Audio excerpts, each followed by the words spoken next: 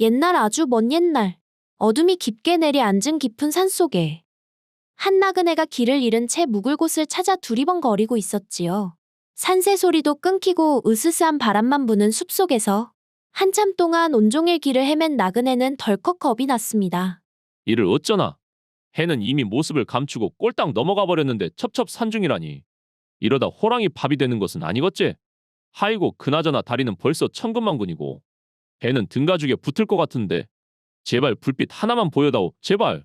나그네가 거의 울상이 되어 중얼거리던 그때 멀리서 희미한 불빛이 반짝이는 것이 그의 눈에 들어왔지요. 그리하여 나그네는 이제야 살았구나 하는 생각에 한달음에 그 불빛으로 달려가 주인을 찾았습니다. 주인장, 주인장 계시오? 지나가는 과객인데 날은 저물고 오갈 데가 없구만요. 염치 없지만 하룻밤만 좀 재워주시오. 나그네가 외딴 집의 마당에서 사정하며 외치자 잠시 후 방문이 스르르 열리더니 단아하고 아름다운 여인이 모습을 드러냈습니다. 여인은 난처한 빛을 띠며 고개를 저었지요. 아이고 이를 어쩌지요? 보시다시피 이곳은 여자 혼자 사는 집이라 외간 남자를 재워드리기 곤란하니 부디 다른 곳을 알아보시지요? 부인 저도 결례가 되는 줄은 압니다만 허나 이 깊은 산중에 이곳 말고 어디에 또 인가가 있겠습니까? 거 헛간이라도 좋으니 제발 짐승 밥이나 되지 않게 하룻밤만 부탁합니다요. 나그네가 손이 발이 되도록 사정하자 처음에는 꺼리던 여주인 역시 그의 처지가 딱해 보였는지 결국 한숨을 내어쉬며 허락하였습니다. 정 그러하시다면 어쩔 수가 없구만요. 들어오시지요. 여인의 안내를 받고 객방으로 들어간 나그네. 그가 방에 잠시 짐을 풀고 숨을 돌리고 있을 때였습니다. 여주인이 조그마한 소반에 저녁상을 차려들고 객방으로 들어왔지요. 산중이라 차는 없지만 시장하실 테니 욕이라도 하시지요. 하루 종일 아무것도 먹지 못하였던 나그네는 음식을 보자 반가운 마음에 숟가락을 들다가 문득 여인을 쳐다보는데 어두운 밖에서와는 다르게 호롱불 아래 비친 여인의 모습이 어찌나 곱던지 순간 넋을 잃을 뻔했지요. 나그네는 슬쩍 여인의 눈치를 살피며 말을 건넸습니다. 부인 이런 말하기는 좀 그렇지만 이 깊은 산골에 혼자 사시기에는 너무나 아까운 미모십니다. 거기다가 이 음식 솜씨 또한 참으로 일품이구려. 어머 과찬의 말씀을요. 그나저나 찬이 입에 맞으시다니 다행입니다.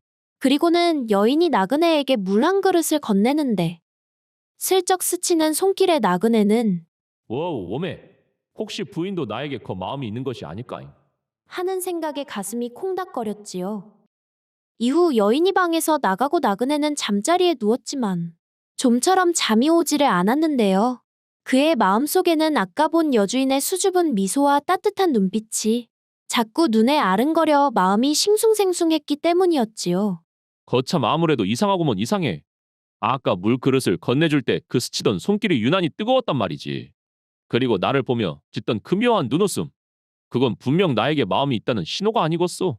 암 그렇고 말고 이 깊은 산골에 외로이 지내던 차에 나 같은 늠름한 사내를 보았으니 그 여인이 마음이 동하지 않을 리가 없지. 나그네는 벌떡 일어나 앉아 방문 쪽을 쳐다보며 다시 고민에 잠겼는데요. 가만, 지금이라도 내가 먼저 슬그머니 건너가 볼까? 부인 목이 말라 도저히 잠을 이룰 수가 없구려 하고 은근슬쩍 핑계를 대면 못 이기는 청 문을 열어줄지도 모르는 구먼. 과부 사정은 호라비가 안다고. 이 밤에 저 여인도 나를 기다리고 있을지 누가 아는 일이겠는가. 에라 모르겠다. 이제야 본전이니 한번 가보자. 나그네가 그렇게 혼자서 북치고 장구치며 엉덩이를 들썩이던 바로 그때였습니다. 방문 밖에서 사각거리는 조심스러운 인기척과 함께 똑똑하며 문을 두드리는 소리가 들려오는 것 아니겠어요? 나그네님 주무시는지요? 혹시 아직 일어나 있으십니까요? 나그네는 가슴이 철렁하여 벌떡 일어나 방문을 열었고 문 밖에는 아니나 다를까 여주인이 서 있었지요. 그녀는 수줍은 목소리로 나그네에게 물었습니다. 밤이 깊었는데 나그네님 혼자 주무시려니 많이 적적하시지요? 사실 도통 잠을 못 이루고 있었습니다. 아까 저녁 때부터 부인 생각에 아니 잠자리가 바뀌어서 말이오. 어찌나 긴장했던지 나그네는 말까지 더듬으며 말했지요. 그러자 여주인은 웃으며 그거 참 잘 되었습니다. 그럼 혹시 오늘 그 적적함도 달랠 겸 같이 잠을 청해도 되겠습니까? 같이 말이오? 아 뭐 그거야 당연히 되고 말고요. 어서 들어오시오. 나그네가 가슴이 터질 듯 기뻐서 고개를 끄덕이며 말을 하자 여주인은 뒤를 돌아보며 어둠 속을 향해 큰 소리로 외쳤습니다. 할아버지, 얼른 들어오세요. 이 나그네 분이 괜찮다고 하십니다. 아이고, 나그네님 방금 또 길 잃은 노인 한 분이 오셨는데 방이 모자라 걱정했거든요. 좀 좁더라도 두 분이 같이 주무시면 심심하지도 않고 딱 좋겠구만요. 지금 뭐시라고라?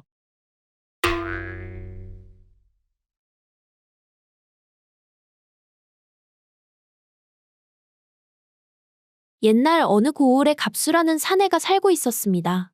그는 집안의 4대 독자였던지라 갑수의 부모님은 일찌감치 대를 잇기 위해 아들을 장가보냈지만 정작 갑수는 대를 잇는 일에는 도무지 관심이 없는 천하의 남봉꾼이었지요.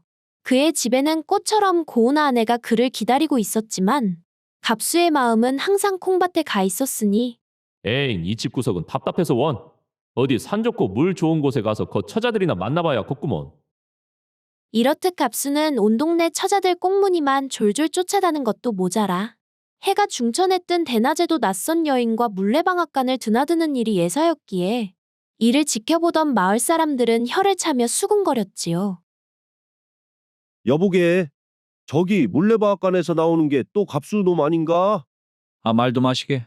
어제는 아랫마을 문실이랑 희낙낙하더니 오늘은 또 다른 여인일세. 제 집 마누라는 생과부로 만들고 저게 어디 4대 독자가 할 짓이란 말인가잉? 저놈 때문에 내가 만나던 말숙이도 빼앗겼는데 더 이상은 이 꼴을 눈뜨고 못 보겠구먼. 저런 놈은 관아에 끌고 가서 아주 따끔하게 혼쭐을 내줘야 정신을 차리지.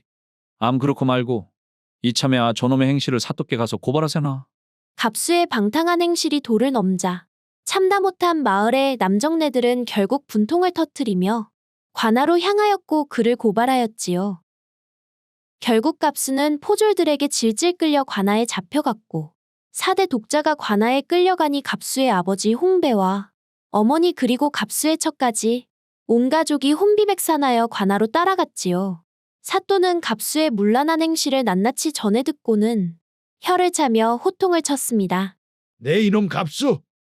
버젓이 처가 있는 몸으로 온 동네를 휘젓고 다니며 풍기를 물랑케 하다니! 갑수, 너 이놈 네 죄를 네가 알렸다! 하이고 사또나리, 한 번만 용서해 주십시오. 제가 다시는 안 그러겠습니다. 갑수는 납작 엎드려 사또께 빌었지만 사또의 화는 좀처럼 가라앉지 않았지요. 저놈은 말로 해서 고쳐질 놈이 아니구먼. 여봐라, 당장 저놈을 형틀에 묶고 거세를 시켜라. 그래야 앞으로 다시는 딴짓을 못할 것이 아니냐. 사또의 판결이 떨어지자 마당에 있던 가족들은 사색이 되었고 갑수의 아버지 홍배가 황급히 앞으로 뛰어나와 엎드렸습니다. 사또, 아이고 사또, 제발 그것만은 거두어 주십시오. 무엇이냐? 죄를 지었으면 벌을 받는 것이 마땅하거늘. 저놈이 비록 죽일 놈이기는 하나 저희 집안 4대 독자 외아들입니다. 그런데 사또께서 저놈의 그곳을 없애버리시면 우리 집만의 대가 끊어지지 않겠습니까요? 자식을 잘못 가르친 건 모두 아비인 제 탓이니 차라리 그 형벌을 제가 받겠습니다요. 아들의 대를 잇기 위해서 자신을 포기하겠다는 눈물겨운 홍배의 호소에 사또는 가만히 생각을 해보니 그 말도 일리가 있다 여겼습니다. 아비의 말대로 대가 끊기는 것은 중한 일이긴 하구먼. 좋다, 그럼 아비의 바람대로 아들의 죄를 물어 아비인 홍배를 대신 거세하도록 하라. 뭐시라. 아니 영감에게 거시기를 하면 나는 앞으로 무슨 재미로 산단 말인가. 사또의 판결이 바뀌는 순간 상황을 지켜보고 있던 갑수의 어머니가 기겁을 하며 뛰쳐나와 다급하게 소리쳤습니다. 사또 아니되옵니다. 어찌거 사람이 한번 판결을 내렸으면 되었지. 이랬다 저랬다 하십니까요? 뭐라? 한번 판결을 내리셨으면 뚝심 있게 밀고 나가셔야지. 어찌 다른 사람의 말을 듣고 마음을 바꾸십니까요? 참말로 그것은 법도에 어긋나는 일이옵니다. 그러니까 처음에 내리신 판결대로 그렇게 하시지요. 남편을 지키려는 어머니의 필사적인 외침의 장내는 술렁거렸습니다. 그런데 이번에는 가만히 있던 갑수의 첫 춘심이가 화들짝 놀라며 시어머니의 옷자락을 잡아 끌며 앙칼지게 한마디를 던지니 아이고 어머님, 제발 좀 가만히 계세요. 남정네들끼리 알아서 하는 일에 왜 우리 여자들이 끼어듭니까요? 그냥 사또나리 처분대로 아버님이 거시기하게 두십시다요.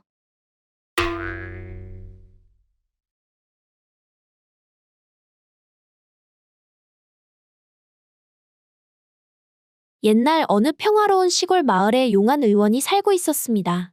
이 의원의 집에는 벌써 3년째 일을 하고 있는 돌쇠라는 머슴이 하나 있었는데, 돌쇠는 비록 머리는 좀 모자라고 어수룩했지만 힘이 장사인데다 일 하나만큼은 몸을 아끼지 않고 잘 해냈기에 의원은 친구들이 집을 찾을 때마다 입에 침이 마르도록 머슴 칭찬을 하곤 했지요. 우리 집 돌쇠 말인가? 이 녀석이 좀 어수룩하기는 해도 참으로 진국이라네.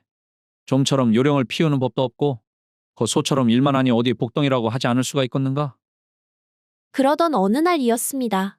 마당을 쓸고 있던 돌쇠가 쭈뼛쭈뼛 의원에게 다가와 울상을 지으며 말을 건넸는데요. 나으리 저기 그러니께 드릴 말씀이 있구만요. 아이고 돌쇠야, 네 표정이 왜 그러느냐? 어디 아프기라도 한 것이냐?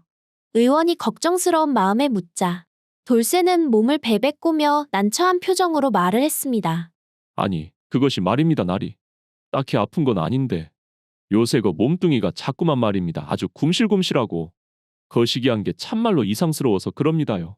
굼실굼실 하다니 어디가 말이냐? 의원이 묻자 돌쇠는 얼굴이 벌개져서는 엉거주춤한 자세로 자신의 사타구니 쪽을 가리키더니 여기가 자꾸 화난 것 마냥 아주 불끈거리고 답답해서 일도 손에 안 잡히고 죽겠구만이요 나리. 난 또 뭐라고? 그 병이라면 너무 걱정할 거 덥다 돌쇠야. 내일 내 너에게 하루 시간을 줄 터이니 읍내에 다녀오거라. 읍내 말입니까 나리? 읍내는 뭐 하러 갑니까요? 이 녀석아, 그 굼실거리는 병을 고치려면 읍내에 있는 색시들을 만나봐야 하지 않겠느냐? 그네들을 찾아가면 다 해결이 될 일이구만. 그 병이 내 너에게 돈을 좀 쥐어줄 테니 읍내에 가서 만난 것도 먹고 회포 좀 풀고 오거라. 그게 참말입니까요? 아이고 고맙습니다. 나으리 내일 당장 다녀오겠습니다. 돌쇠는 병을 고칠 수 있다는 주인의 말에 뛸 듯이 기뻤지만 한편으로는 안방마님이 내일 시킨 심부름이 생각났지요. 그리하여 그는 곧장 안방으로 가 마님을 찾았는데요. 마님, 거서고 내일 시키신 심부름 말이어요. 참말로 죄송하지만 내일은 제가 일이 있어서 하기 힘들 것 같습니다요. 아니 돌쇠야, 그게 무슨 소리냐? 내일 거 산 넘어 우리 친정집에 꼭 전해줘야 할 물건이 있는데 못 간다니. 글쎄 주인어른께서 내일 읍내 나가서 제 병을 좀 고치고 오라며 특별히 하루를 빼주셨거든요. 다른 사람도 아니고 의원날이 명인데 제가 어쩌겠습니까? 병이라니 돌쇠야, 네 어디가 아파서 그러는 것이냐? 거기다 주인나리께서 의원님인데 굳이 읍내까지 가서 고칠 병이라니? 그게 도대체 무슨 병이길래 그러는 것이냐? 아니 그게 여기가 자꾸 불끈거리고 굼실대서 나으리께 여쭸더니 읍내 색시들을 만나야 나는 병이라고 하시더라고요.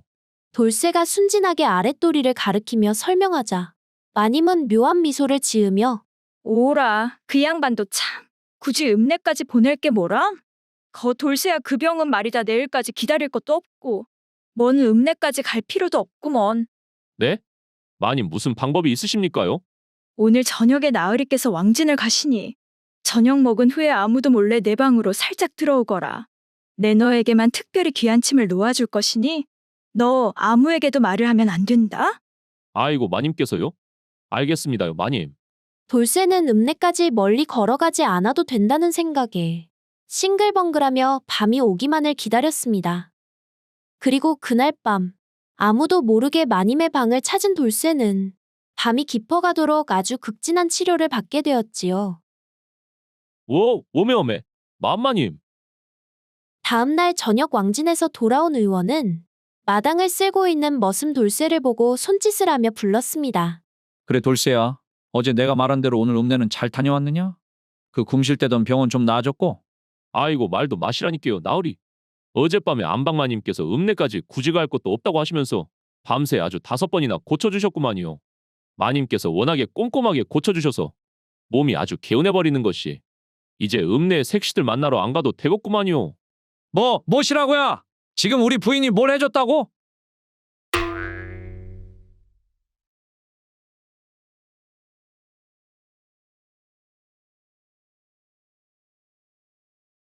옛날 어느 고을에 만석이라는 선비와 그의 아내 은숙이 단둘이 살고 있었습니다. 만석이는 장가를 든 지 벌써 5년이나 지났음에도 불구하고 여전히 과거 급제를 목표로 돈벌이는 신경 쓰지 않은 채 글 공부만을 하며 지냈지만 하늘도 무심하시지.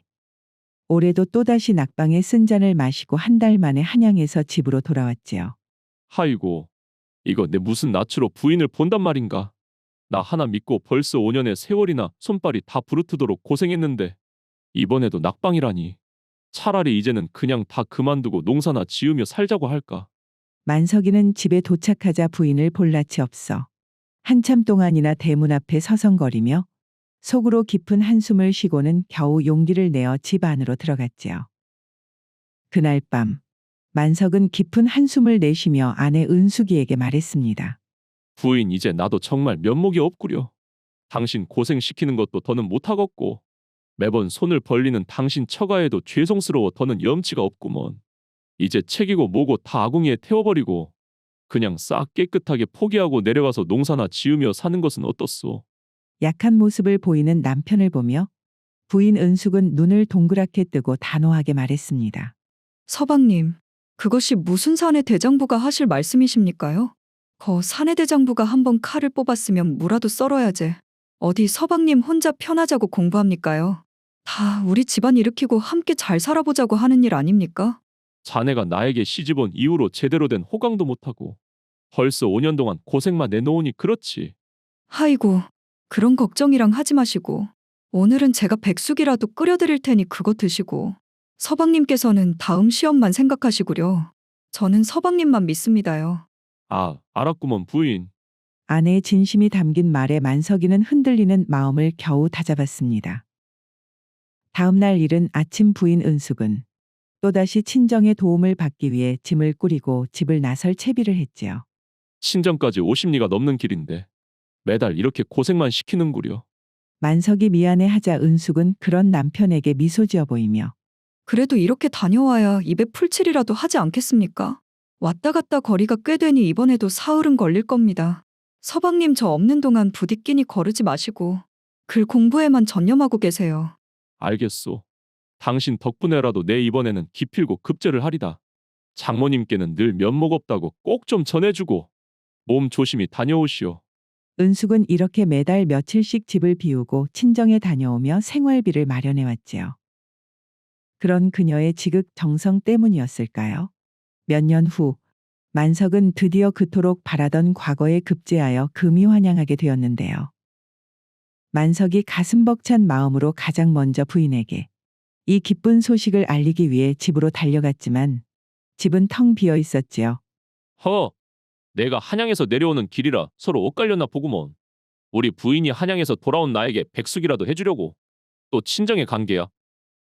한시라도 빨리 이 기쁜 소식을 부인에게 알리고 싶었던 만석은 혼인 이후 한 번도 찾아뵙지 못했던 처가로 발길을 돌렸습니다. 산 넘고 물 건너 처가에 도착한 만석은 큰 소리로 장모님을 불렀지요. 장모님, 사위 만석이 왔습니다. 이것이 도대체 몇 년 만입니까요? 갑작스런 사위의 방문에 깜짝 놀란 장모님은 버선발로 뛰어나왔습니다. 아이고, 이게 누군가? 우리 사위 아닌가? 자네가 연락도 없이 여기까지 웬일인가? 장모님, 제가 혼인하고 여태 글 공부 핑계로 한 번도 찾아뵙지 못해 죄송했습니다. 그런데 이번에 드디어 과거의 급제를 하여 이렇게 인사드리러 왔습니다. 그것이 참말인가 박서방? 아이고 경사났구먼 경사났어.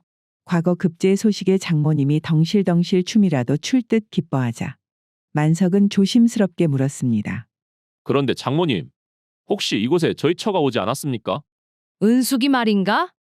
걔는 자네한테 시집간 뒤로 이 짝에는 발걸음 한 번 한 적이 없는데 우리 딸한테 무슨 일이라도 있는 것인가잉? 에? 아닙니다. 제가 기쁜 마음에 뭔가 착각을 했나 봅니다, 장모님. 시집간 이래로 한 번도 처가에 오지 않았다니 만석이는 머리를 한 대 세게 얻어맞은 듯 멍해졌습니다. 그리고 뒤이어 여태 부인이 거짓말을 했다는 사실에 화가 치밀어 올랐지요. 그리하여 급히 동네로 돌아온 만석이는 친구 칠성이를 주막으로 불러내고서는 칠성아, 이게 도대체 무슨 일인지 모르겠구먼. 집사람이 그동안 친정에 안 갔으면 도대체 어디를 갔단 말이냐잉? 만석이 술잔을 들이키며 답답해하자 칠성이는 곤란한 표정으로 뜸을 들였지요. 만석이 자네 이제 급제도 했으니 하는 말인데 사실 자네만 모르고 동네 사람들은 다 아는 눈치일세. 칠성이 자네 그것이 무슨 말인가? 동네 사람이 다 알고 있다니. 뭐 알고 있는 것이 있으면 어디 사실대로 한번 말을 해보게. 사실 자네 부인이 옆마을 호랍인 최참봉 댁에 드나드는 것을 본 사람이 한둘이 아니네. 자네도 알지 않는가? 그 천석군 부자 말일세. 뭐시라? 그것이 사실인가 자네? 그럼 왜 여태까지 나에게 누구도 언지를 주지 않았단 말인가? 그것이 워낙 자네 부인이 자네 뒷바라지에 열심이니 다들 쉬쉬하고 말을 못했던 것이지. 친구의 말을 들은 만석이는 말 그대로 피가 거꾸로 솟는 듯 했습니다. 하늘에서는 조금씩 비가 내리기 시작하였지만 만석이는 내리는 비에 아랑곳하지 않고 곧장 옆마을 최참봉의 집으로 달려갔지요. 하지만 막상 으리으리한 최참봉의 기와집 대문 앞에 다다르자 만석이는 발을 떼지 못하고 그 자리에 멈춰 서고 말았는데요. 그의 얼굴에는 눈물인지 빗물인지 모를 것이 뺨을 타고 흘러내렸지요. 가만히 있자. 내가 지금 이 문을 벌컥 열고 들어갔는데 진짜로 내 부인이 이곳에 있다면 나는 이제부터 부인을 어떻게 봐야 한단 말인가? 그리고 부인은 나를 또 어떤 눈으로 보겠는가? 만석은 한참을 대문 앞에서 서성이더니 문고리를 잡으려던 손을 떨구며 결국 주먹을 꽉 쥐고 집으로 발길을 돌렸습니다. 이틀 후 은숙은 아무 일도 없다는 듯이 집으로 돌아왔지요. 아이고 서방님 먼저 와 계셨구만요. 언제 오셨습니까? 어제 왔네. 그래 처가에는 잘 다녀왔는가? 그러면요. 서방님께서 오시면 만난 것을 해드리려고 친정에서 돈을 좀 융통해 왔습니다. 부인의 태연한 거짓말에 만석이는 잠시 침묵을 하였습니다. 그리고는 그는 엷은 미소를 지으며 부인의 거친 손을 잡았지요. 부인 그동안 고생이 정말 많았소. 내가 이번에 과거에 급제했으니 이제 더는 친정에 손 벌리러 가지 않아도 돼요. 서방님, 그게 참말이십니까? 정말로 과거에 급제를 하셨단 말입니까?